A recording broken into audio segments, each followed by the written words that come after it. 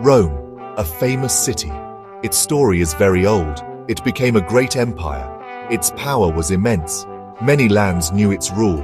Its laws shaped the world. People still talk of Rome. Its legacy endures today. A city of legends and grand histories. Every great city has a story. Rome's story is special. It is a myth, full of wonder. Myths are not just tales. They hold deep meanings. They tell us about people, their beliefs, their hopes for the future. They are a culture's mirror. The story begins in Alba Longa, a city in ancient Italy. King Numitor ruled there. He was a good king, fair and just. But goodness can attract envy. His brother Amulius was jealous. Amulius craved the throne. He desired power above all. So he plotted against Numitor. Amulius seized the kingdom. He dethroned his own brother. Numitor was imprisoned, helpless. Amulius then turned to Numitor's daughter. Her name was Rhea Silvia. Amulius feared her children. He worried they might claim the throne, so he forced her to become a Vestal virgin. King Amulius made a terrible order. The twin babies must be killed. They were a threat to his rule. He commanded his servants, "Take them to the river Tiber, throw them into its waters, let the river claim them." This was a common way then, to dispose of unwanted children, hoping nature would do the dark deed. The servants were unhappy. They did not want to kill infants. But they feared the king's anger. They took the babies in a basket. They went towards the river Tiber. The river was swollen with rain. It had overflowed its banks. Section 4. Nurtured by nature. The she-wolf's embrace and Faustulus' find. The basket drifted slowly. The waters carried it along. Finally, it came to rest near the base of the Palatine Hill. It lodged beneath a wild fig tree. This tree was later called Ficus Ruminalis, a sacred spot in Roman law. The babies were alone. They began to cry, hungry and cold. Their cries echoed in the wilderness. A she-wolf, a lupa, heard them. She had recently lost her own cubs, and her maternal instincts were strong. She approached the crying infants. Usually a wolf might harm humans, but this was no ordinary moment.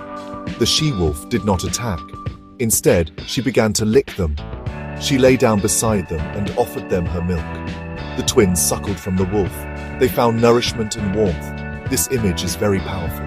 Nature itself was protecting them, a wild animal showing compassion.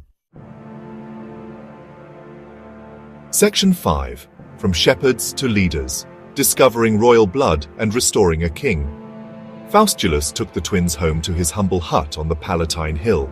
His wife was Acca Laurentia.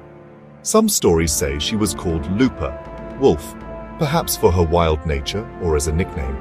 Faustulus and Acca Laurentia raised the boys. They named them Romulus and Remus. The boys grew up strong and brave. They were skilled hunters and fighters. They lived the life of shepherds. They did not know their true origins. They believed Faustulus was their father. But they were different from other boys. They had natural leadership qualities. Other young shepherds looked up to them. They formed a band of followers. They protected their flocks from wild animals and from roaming bandits. They were noble in spirit, even in their simple shepherd lives. One day, a conflict arose between Numitor's shepherds and Amulius's shepherds. Romulus and Remus were involved. Remus was captured during a fight. Section 6. The city's genesis, augury, ambition, and brotherly strife. Romulus and his followers attacked Alba Longa. The people, tired of Amulius, supported them. Amulius was overthrown and killed. Numitor was freed from prison. He was restored to his rightful throne. There was great rejoicing in the city. Romulus and Remus were hailed as heroes. Their true identities were revealed to all. They were princes, grandsons of the king, sons of the god Mars. The twins did not want to stay in Alba Longa. They did not want to wait to inherit the throne. They desired to found their own city, a new city, built by them. They chose a location near the Tiber, the place where they had been saved, near the Palatine and Aventine hills. This land held special meaning for them. It was where their story began, a place of destiny. But a problem arose, a serious one. Who would be the founder, the king? Which hill should the city be built upon? Romulus favored the Palatine Hill. Remus preferred the Aventine Hill. They could not agree. Their ambition clashed. They decided to seek a sign from the gods through augury, watching for sacred birds. Remus on the Aventine saw 6 vultures first.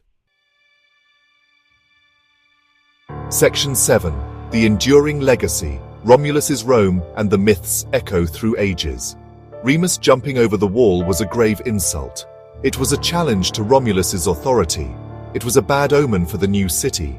A city's walls were sacred, inviolable.